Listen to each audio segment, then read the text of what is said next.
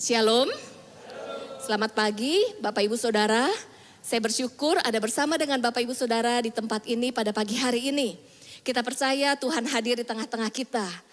Salam kenal, nama saya Iliana Widodo dan saya mengucapkan terima kasih kepada Bapak dan Ibu Gembala, Parisa dan Bu Elsa yang mempercayakan saya untuk saya boleh berbagi pada hari ini. Saya juga berterima kasih untuk para tim yang melayani Tuhan. Topik yang diberikan kepada saya pada pagi hari ini berjudul New Paradigm in Family, yaitu bagaimana kita memiliki paradigma yang baru di dalam keluarga, di dalam relasi dengan keluarga. Memasuki tahun 2022, setelah kita melewati berbagai musim kehidupan, saya tahu apa yang kita lewati selama kurang lebih 2 tahun bukanlah hal yang mudah, betul ya? Tapi kalau kita bisa melewatinya, ini adalah bukti bahwa Tuhan tidak pernah meninggalkan kita dan Tuhan menyertai setiap kehidupan kita yang percaya kita berikan kemuliaan buat Tuhan. Dan ada berbagai perubahan, ada banyak perubahan yang kita lewati. Nah, setiap perubahan sebenarnya Tuhan punya maksud dalam setiap kehidupan kita. Dalam setiap perubahan yang terjadi, sebenarnya Tuhan mau membawa kita memasuki musim yang baru. Ada hal yang baru yang Tuhan mau lakukan dalam kehidupan kita, amin.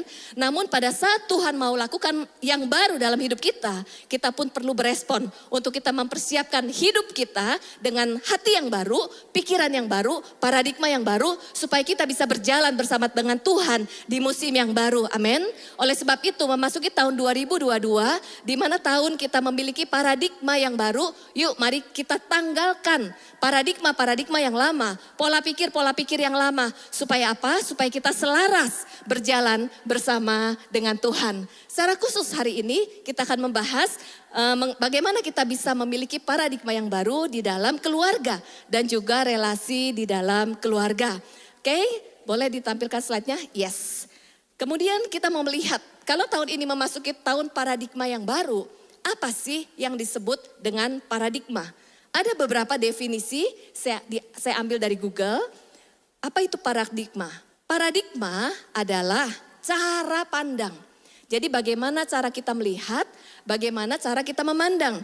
Cara pandang seseorang terhadap sesuatu yang mempengaruhinya dalam berpikir. Cara pandang yang akan mempengaruhi kita untuk berpikir. Lalu ada definisi berikutnya. Paradigma adalah cara pandang orang, cara pandang kita nih ya, terhadap diri sendiri. Bagaimana kita memandang diri kita sendiri, bagaimana kita memandang lingkungan, bagaimana kita memandang keluarga, bagaimana kita memandang apa yang terjadi di dalam kehidupan kita, bagaimana kita memandang sekitar kita, dan itu akan mempengaruhi cara berpikir, bersikap, bertingkah laku dan mempengaruhi apa saja yang akan kita lakukan berdasarkan cara pandang. Jadi kalau kita lihat di sini, cara pandang itu mempengaruhi perilaku kita sehari-hari. Itu sebabnya betapa pentingnya untuk kita memiliki cara pandang yang selaras dengan firman Tuhan. Supaya kehidupan kita sesuai dengan firman Tuhan. Amin. Nah, kita mau melihat betapa pentingnya cara pandang yang mempengaruhi cara berpikir. Dan betapa pentingnya pemikiran di dalam kehidupan kita. Yuk kita melihat di Amsal 4 ayat 23. Ada satu ayat, bukan Amsal 4 ayat 23, Amsal 23 ayat 7. Di sini ada ayat yang menuliskan, sebab seperti orang yang membuat perhitungan dalam dirinya sendiri, demikianlah ia. Nah, bagaimana seseorang berpikir, maka dia akan seperti itu. Bagaimana cara seseorang memandang dirinya dan bagaimana cara seseorang memandang sesuatu, maka demikianlah ia. Contohnya kalau kita punya cara pandang terhadap diri kita sendiri, misalnya saya ini gak ada apa-apanya, saya ini bodoh, saya ini gak punya keunikan, saya ini gak seperti dia. Maka kita tidak bisa melakukan sesuatu karena kita menganggap diri kita bodoh. Padahal firman Tuhan menuliskan kita ini diciptakan dahsyat dan ajaib. Kita ini unik, bersama dengan Tuhan kita bisa melakukan perkara-perkara yang besar, amin. Tapi bagaimana kita melihat diri kita berbeda dengan cara Tuhan melihat diri kita. Bagaimana kita melihat diri kita, seperti itulah kita. Kalau kita suka bilang gini, saya emang gak ada apa-apanya. Saya emang gak bisa sukses. Akhirnya Tuhan yang sudah memberikan potensi, talenta, kita jadi nggak bisa melihat apa yang sudah Tuhan taruh dalam hidup kita. Cara pandang kita itu tertutup dengan cara pandang diri kita sendiri. Saya emang gak bisa apa-apa, saya gak ada apa-apanya. Oleh sebab itu, memasuki tahun 2022, marilah kita memiliki cara pandang atau paradigma yang selaras dengan firman Tuhan. Amin. Itu sebabnya penting banget. Kita lihat di satu ayat yang menuliskan di Roma 12. Kita baca sama-sama yuk. Kita baca sama-sama, ada di depan. 2, 3. Janganlah kamu menjadi serupa dengan dunia ini, tetapi berubahlah oleh pembaharuan budimu, sehingga kamu dapat membedakan manakah kehendak Allah, apa yang baik, apa yang berkenan kepada Allah, dan yang sempurna. Amin. Sekarang kita baca sekali lagi dengan lebih keras, kamunya itu diganti dengan saya. Sambil kita tunjuk diri kita sendiri, kamu diganti dengan saya. Oke?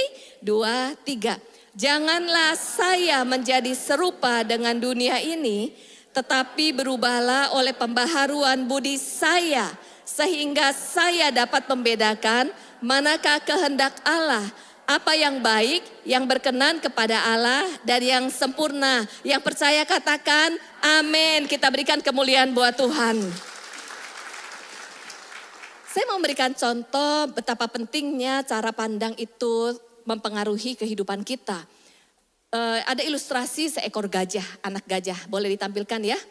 Ada seekor anak gajah, dia dipelihara di sebuah sirkus. Kemudian karena dia masih kecil, lalu dia diikat, kakinya diikat dengan seutas tali dipasang ke tiang. Satu hari anak gajah ini ingin melarikan diri, tapi dia nggak bisa karena kakinya terikat dengan tali yang dipasang di tiang. Lalu dia berusaha melarikan diri berkali-kali karena masih anak gajah, jadi kekuatannya tuh gak cukup kuat. Jadi dia gak bisa melarikan diri berulang kali karena pengalaman mau melarikan diri namun gagal lah karena kakinya terikat. Akhirnya dia memiliki cara pandang terhadap dirinya. Oh, saya ini kakinya diikat, maka saya gak bisa melarikan diri. Tali ikatan itu sangat kuat, lebih kuat dari saya, maka saya tidak bisa melarikan diri. Lalu tertanamlah di pemikirannya dan itu terus tertanam, saya ini tidak cukup kuat, tali itu lebih kuat dari saya, maka saya tidak bisa melarikan diri. Bertahun-tahun dia hidup dengan cara pandang tersebut. Sampai gajah ini semakin lama semakin dewasa, dia gak sadar bahwa dia punya kekuatan, dia gak sadar bahwa dia punya potensi, tapi dia berpikir saya ini tidak kuat, tali ini lebih kuat. Bahkan sampai dewasa pun, padahal sekali gajah itu mau berlari, tali itu pasti putus karena dia punya kekuatan yang luar biasa, betul ya? Namun dia gak sadar, dia memandang dirinya saya gak kuat, saya gak bisa, saya gak kuat, gak bisa. Dan seumur hidup dia terikat dengan tali tersebut dan dia tidak pernah bisa bebas dan dia tidak bisa maksimal dengan potensinya. Demikian juga kehidupan kita. Cara pandang kita yang salah itu akan menghambat diri kita untuk berjalan dalam kehendak Tuhan. Cara pandang yang salah itu akan menghambat diri kita untuk Tuhan bekerja secara maksimal, secara dahsyat di dalam kehidupan kita. Amin. Nah dari sini kita bisa melihat betapa pentingnya cara pandang. Pagi hari ini kita akan berbicara khusus cara pandang terhadap keluarga. Ada cara pandang terhadap diri sendiri, namun ada cara pandang terhadap keluarga dan di dalam relasi. Ini penting banget ya, apalagi setelah kita nonton film Layangan Putus. Wow. Setelah nonton film Layangan Putus, jadi kita mulai berpikir ya, kelihatannya keluarganya asik banget, kelihatannya keluarga itu oke banget gitu. Kenapa bisa terjadi? Nah, di sini kita bisa melihat ternyata di dalam relasi, di dalam keluarga itu tidak terlepas dari masalah, tidak terlepas dari konflik, tidak terlepas dari problem. Ini semua sebenarnya kehidupan yang kita jalani. Namun bagaimana kita mengatasi masalah atau problem di keluarga itu sangat dipengaruhi cara pandang kita terhadap keluarga kita dan relasi dalam keluarga. Yuk kita lihat satu demi satu. Apa saja cara pandang yang salah di dalam keluarga, apa saja cara pandang yang benar di dalam keluarga. Marilah kalau kita memiliki cara pandang yang salah, kita perbaiki supaya kita memiliki cara pandang yang benar dalam keluarga. Sehingga saat kita menjalani keluarga, kita bisa menjalani keluarga kita sesuai dengan firman Tuhan. Amin. Yang pertama adalah keluarga dan tujuan. Bagaimana kita memandang keluarga kita dan tujuan di dalam keluarga. Nah, ini banyak motivasi pada saat kita menikah. Boleh saya tahu di sini Bapak Ibu Saudara yang sudah menikah, boleh angkat tangan? Yang sudah menikah? Wow, hampir semuanya ya sudah menikah ya. Yang masih jomblo. Oke, nanti siang saya akan sharing khusus untuk jomblo. Oke, semua sudah menikah ya. Apa sih tujuan utama waktu Bapak Ibu menikah? Pasti semua punya motivasi ya. Nih ada berbagai macam motivasi. Yang pasti kita semua menikah ingin berbahagia, betul? Lalu ada juga yang menikah karena tekanan dari keluarga. Kapan nih kamu menikah? Umurnya nih udah usia gitu, jangan jomblo-jomblo terus. Karena ditekan akhirnya menikah. Ada yang menikah karena tuntutan usia. Lalu ada yang menikah karena hutang budi. Lalu ada yang menikah karena ingin karena dijodohkan. Lalu ada loh yang menikah karena ingin melarikan diri. Aduh, saya udah gak tahan nih tinggal sama papa dan mama. Kalau saya cepat-cepat menikah, maka saya bebas dari rumah saya. Ada berbagai motivasi kita menikah. Tetapi paling banyak tujuan untuk menikah adalah untuk mendapatkan kebahagiaan, betul ya? Nah, kalau kita memiliki tujuan menikah hanya untuk berbahagia, untuk mendapatkan apa yang kita inginkan melalui pasangan kita, maka kita akan menjadi kecewa. Next, boleh kita lihat? Karena kebahagiaan bukanlah tujuan, tetapi adalah bagaimana kita menjalani kehidupan kita. Banyak orang menikah dengan tujuan berbahagia, akhirnya menjadi kecewa. Sebenarnya kita perlu paham tujuan pernikahan di dalam firman Tuhan. Kalau kita lihat di Kejadian 1 ayat 26 dan 27. Pada saat Tuhan memberkati pernikahan, Tuhan mengurapi, Tuhan mau kita beranak cucu, kemudian kita menguasai bumi dan menjadi berkat. Artinya apa? Melalui keluarga, Tuhan mau keluarga kita menjadi representatif kerajaan Allah yang bisa memuliakan nama Tuhan. Amin. Kalau Tuhan mau keluarga kita menjadi representatif kerajaan Allah yang memuliakan Tuhan, maka kita pribadi, masing-masing pribadi di dalam keluarga ini, masing-masing anggota keluarga itu perlu semakin hari bertumbuh menjadi seperti yang Tuhan inginkan. Bukan untuk mendapatkan yang saya mau di dalam keluarga. Nah, kalau kita tujuannya mendapatkan yang saya mau, kemudian menuntut pasangan untuk memenuhi keinginan saya, lalu kemudian menjadikan keluarga sebagai sumber kebahagiaan, maka kita akan jadi kecewa.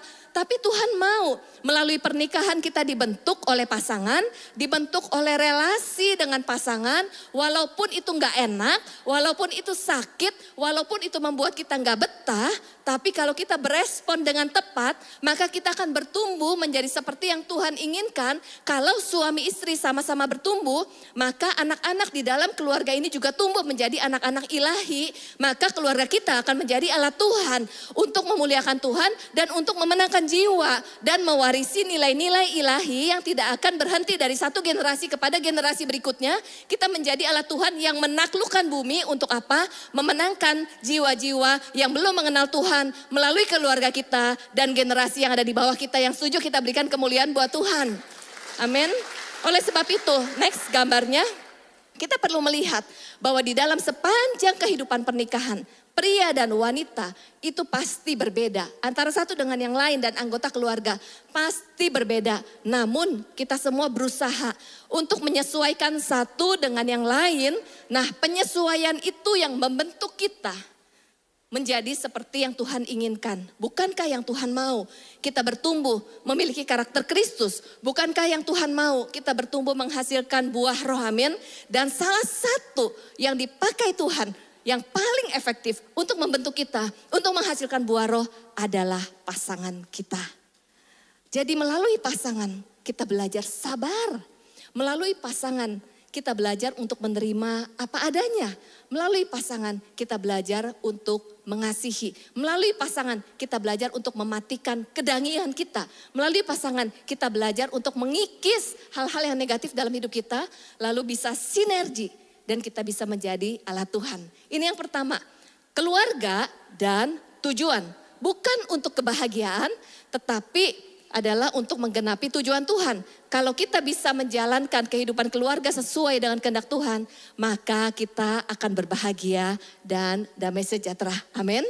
Yang kedua adalah keluarga dan orang-orang yang dikasihi. Saya mau tanya nih, biasanya yang menjadi sumber masalah dalam hidup kita itu siapa sih? Yang paling sering melukai, menyakiti hati kita, membuat kita kecewa, membuat kita kesel, itu siapa? Yang paling sering? Siapa? Sebutnya pasangan. Setujukah bahwa yang paling sering bikin kesel itu adalah orang terdekat, betul ya? Setuju banget ya, orang terdekat, apalagi pasangan yang hidup sehari-hari. Kenapa kita tuh bisa kesel dengan pasangan? Kenapa pasangan itu bisa, kita melihat pasangan itu mengecewakan. Nah, ini kita perlu memperbaiki paradigma kita tentang orang-orang yang Tuhan kasih di sekitar kita loh. Kita perlu memiliki paradigma tentang pasangan atau orang-orang yang terdekat. Kenapa kita mudah kecewa dan kita mudah konflik dan kita mudah kesal? Karena kita lupa bahwa pasangan kita dan orang-orang terdekat kita adalah orang-orang yang terbatas dan tidak sempurna. Pasangan kita itu bukan malaikat. Anak kita juga anak yang tidak sempurna, bukan Tuhan. Pasangan kita bukan maha hadir. Pasangan kita bukan jawaban bagi setiap kesulitan dan permasalahan kita. Justru harapan kita yang terlalu besar terhadap orang yang terdekat atau pasangan, ini akan membuat goncangan dalam hidup kita. Karena secara kenyataan kebanyakan mereka tidak seperti yang kita harapkan. Betul enggak? Kalau kita jawab secara jujur. Betul?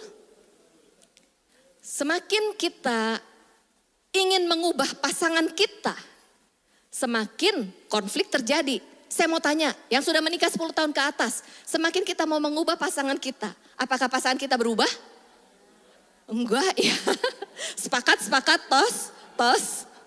Semakin kita ingin mengubah, yang ada adalah semakin terjadi konflik.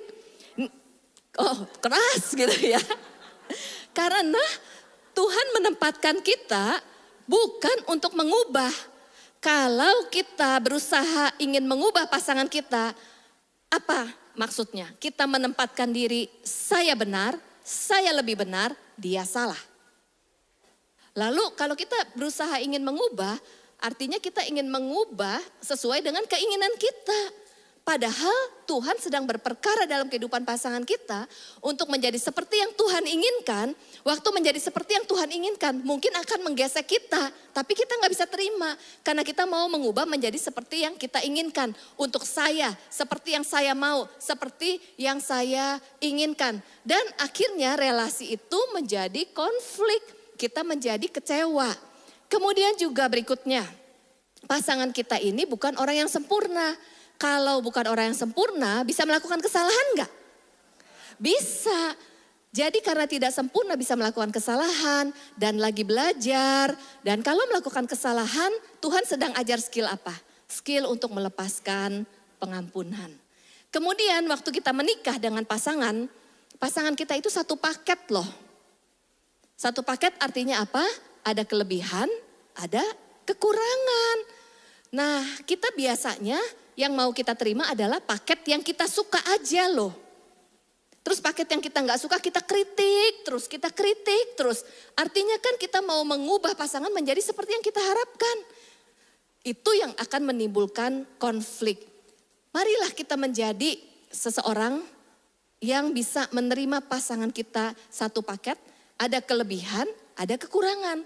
Waktu kita menemukan kekurangan bukannya untuk mengubahkan, tetapi pada saat kita menemukan kekurangan, kita menerima, kita percaya dalam hal itu Tuhan membentuk kita, lalu juga Tuhan memakai kita untuk melengkapi, jadi sinergi. Bukankah itu asik? Dalam satu keluarga menjadi satu kekuatan, demikian juga terhadap anak-anak kita.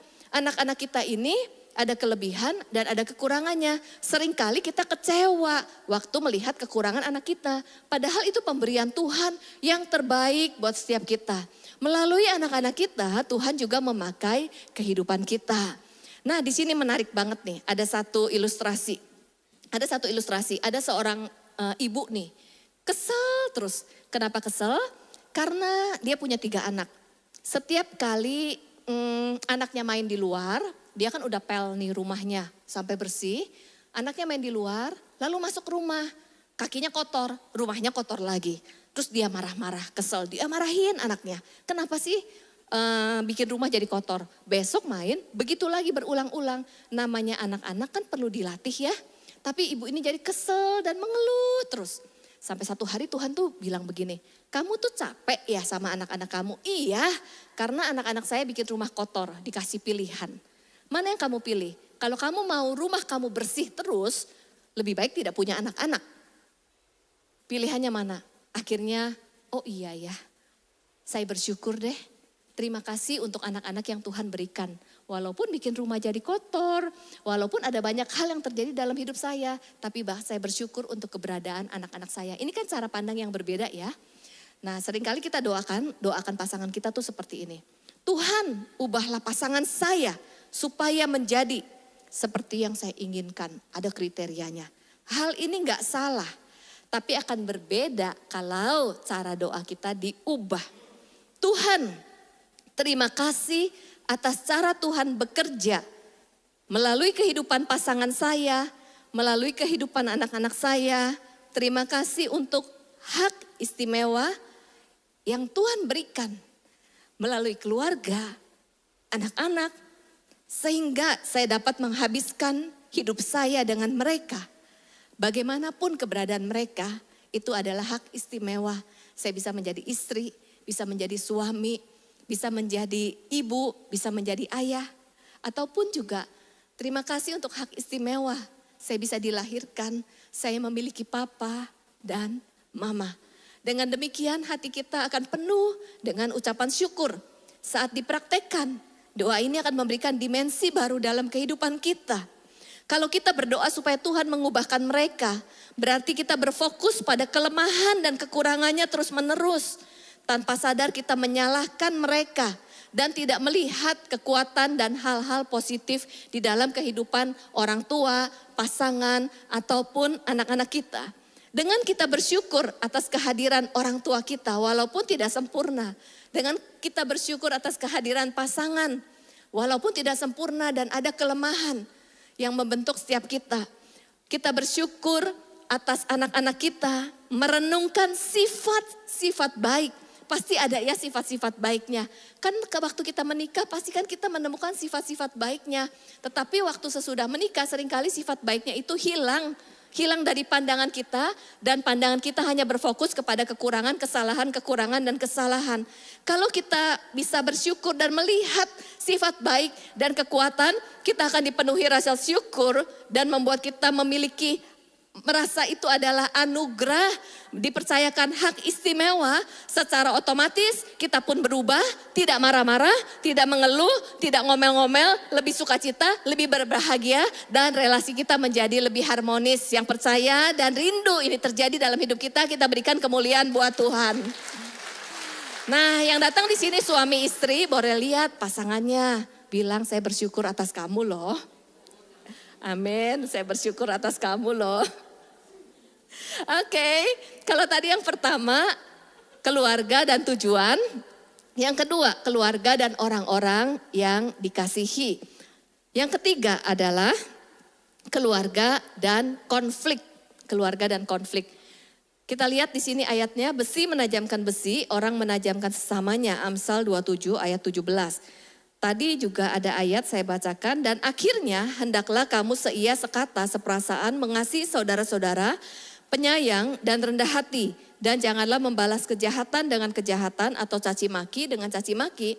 Tetapi sebaliknya hendaklah kamu memberkati karena untuk itulah kamu dipanggil, yaitu memperoleh berkat. Sekarang keluarga dan konflik.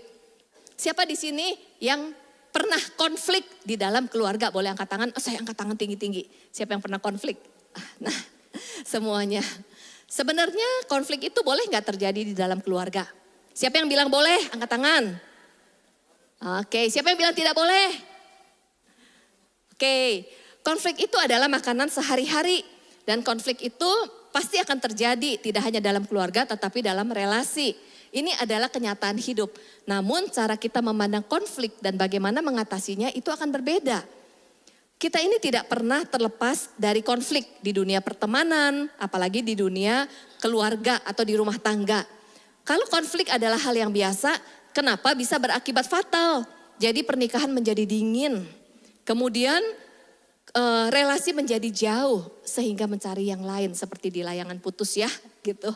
Kenapa? Kalau misalnya konflik adalah hal yang wajar tetapi bisa membuat pernikahan menjadi dingin. Pernikahan yang sehat bukanlah pernikahan yang tidak pernah konflik. Namun pernikahan yang sehat adalah pada saat konflik bagaimana mengatasinya, lalu kalau konflik itu sudah diatasi, maka terjadi pertumbuhan di dalam relasi. Dan keduanya menjadi lebih dewasa. Itu yang Tuhan mau pada saat kita menangani konflik. Ada yang bilang begini, konflik itu bumbu atau racun di dalam keluarga. Ada buku loh, konflik itu bumbu atau racun. Ada yang bilang konflik itu bumbu. Nah, kalau konflik itu bumbu kenapa berakibat fatal dan menjadi racun? Sebenarnya konflik itu adalah bumbu yang bisa menjadi penyedap di dalam masakan, di dalam keluarga. Ada hal baik dari konflik untuk keluarga. Namun bagaimana bisa menjadi racun kalau tidak diselesaikan dengan baik? Untuk kita bisa paham bagaimana mengatasi konflik, kita juga perlu bedakan nih jenis-jenis konflik di dalam keluarga. Ya, ada dua jenis konflik. Dua jenis konflik. Yang pertama adalah, boleh dicatat ya, konflik yang rasional. Konflik yang rasional itu adalah konflik yang wajar. Rasional konflik. Rasional konflik itu adalah konflik yang terjadi karena perbedaan, muncul dari perbedaan. Perbedaan apa? Perbedaan pemahaman, perbedaan pendapat, perbedaan prinsip hidup, perbedaan cara pandang, perbedaan cara berespon, perbedaan pria dan wanita, kemudian perbedaan tujuan, perbedaan harapan, perbedaan keinginan. Ini adalah wajar karena satu dengan yang lain pasti berbeda. Ada kebutuhan, ada harapan, ada tujuan. Untuk ini, karena perbedaan, kita juga cek dan recheck. Kita ini jenis pribadi yang seperti apa pada saat mengatasi konflik. Ada orang yang saat mengatasi konflik, yang penting saya menang. Keinginan saya yang saya dapatkan. Jadi gak peduli pasangannya, yang penting keinginan saya yang saya peroleh, yang penting yang saya mau saya dapatkan, yang penting saya menang. Ini jenis tipe yang satu. Orang seperti ini adalah orang yang egois. Hanya mau menang sendiri. Ada tipe yang kedua. Tipe yang kedua begini, ya sudahlah daripada konflik saya diem aja deh. Ya udahlah pasangan mau apa dikasih gitu semuanya. Ya sudahlah, ya sudahlah, ya sudahlah, ya sudahlah. Nah kita tipe yang mana? Ya sudahlah, ya sudahlah, ya sudahlah. Atau tipe yang selalu ingin menang dan mau menang sendiri. Yang mana nih? Ya sudahlah atau tipe yang mau menang. Ada yang suka kontrol. Pokoknya yang saya mau harus didapatkan.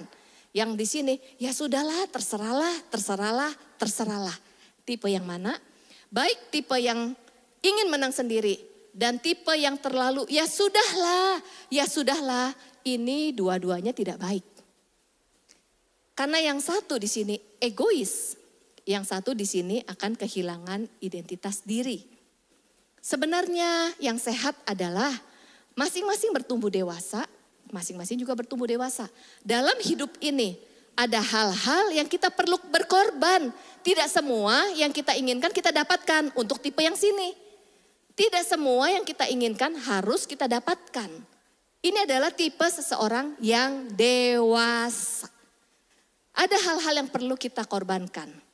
Lalu yang di sini, Tuhan pasti sudah memberikan pendapat, memberikan keunikan, memberikan hikmat, memberikan ide. Dan Tuhan mau memakai kehidupan kita untuk memberikan pendapat, ide kepada pasangan. Bukanlah ya sudahlah.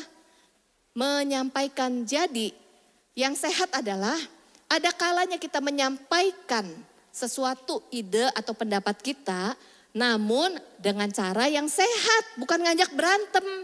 Ngajak berantem tuh kamu nih ya gak pernah berubah, kamu nih ya selalu aja, kamu nih ya. Nah itu cara komunikasi yang gak sehat. Namun kita bisa menyampaikan ide, nah saya punya ide seperti ini, bagaimana pendapat kamu? Yang di sini belajar menyampaikan ide, yang di sini belajar mendengarkan masukan. Orang yang dewasa pikirannya terbuka loh. Orang yang dewasa bukan coba mau menang sendiri, tapi terbuka terhadap masukan orang lain, lalu memikirkan dengan jernih mana yang baik, mana yang lebih baik gitu ya, mendiskusikan bersama-sama.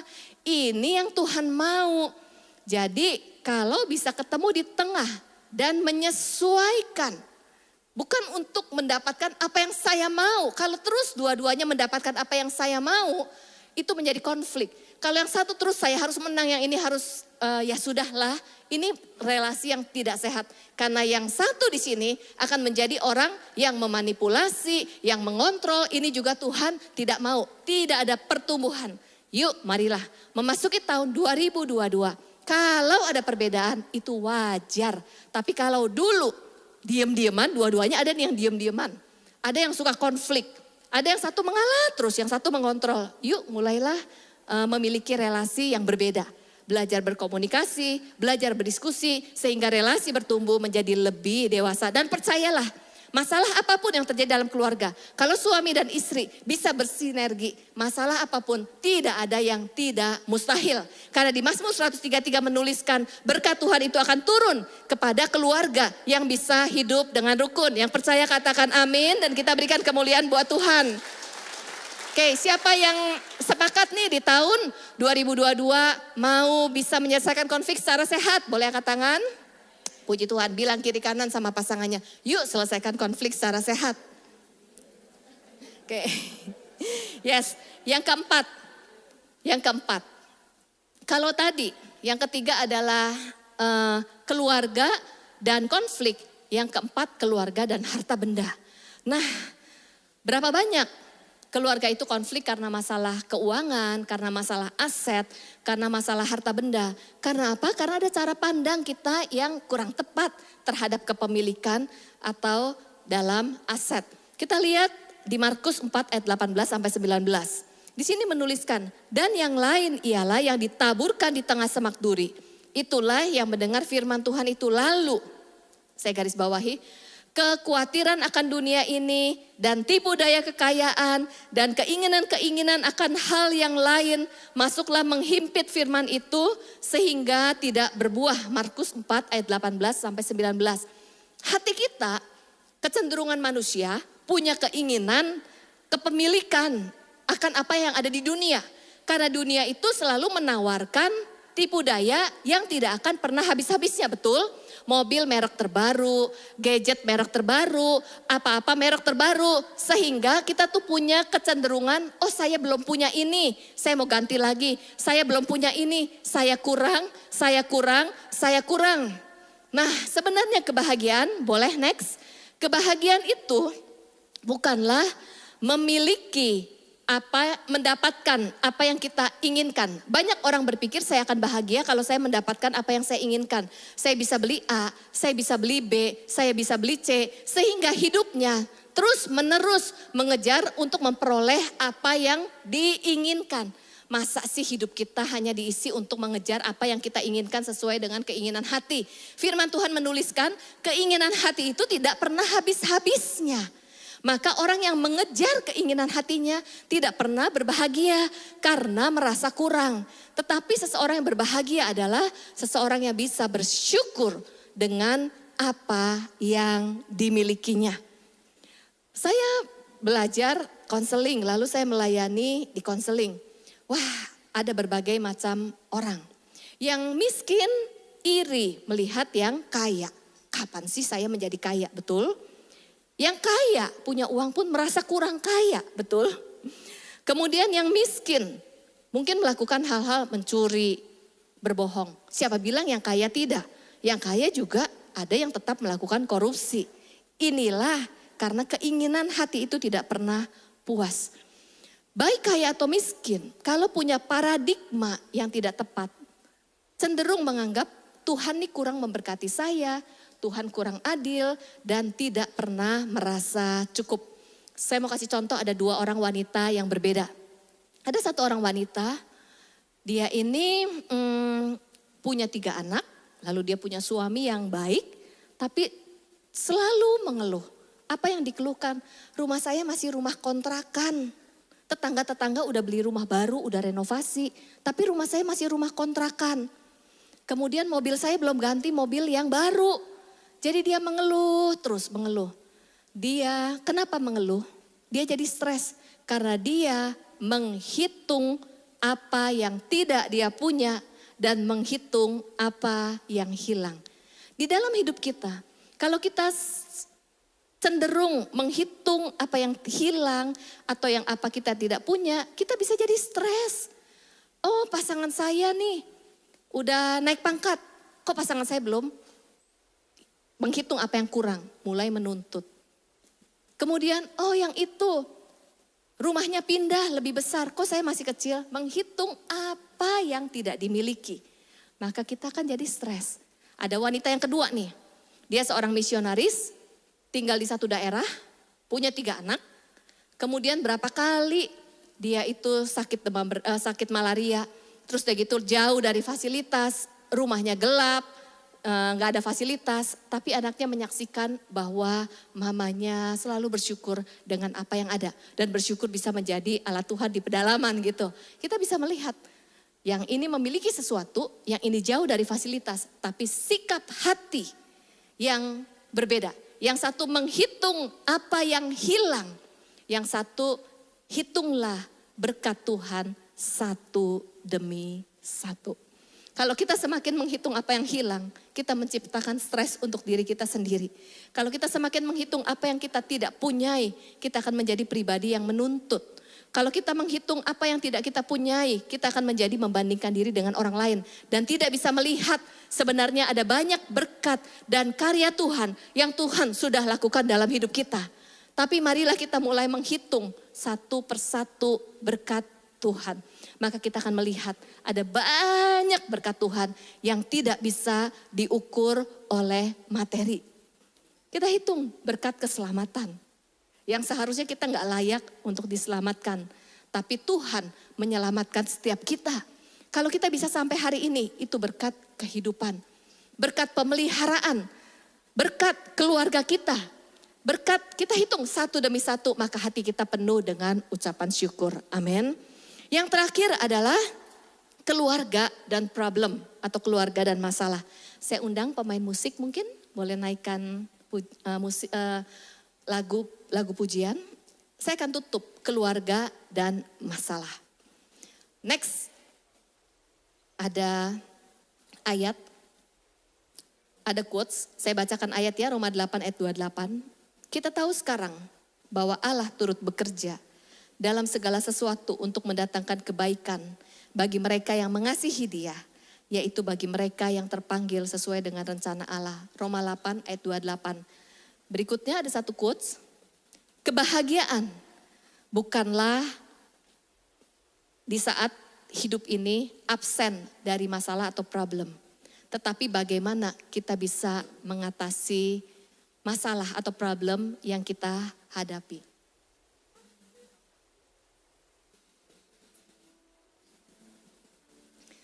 Cara pandang kita di dalam dunia ini, dalam keluarga, seringkali kita itu gak mau menghadapi masalah, betul ya? Kita berdoa, kalau bisa hidup saya jangan gak ada masalah.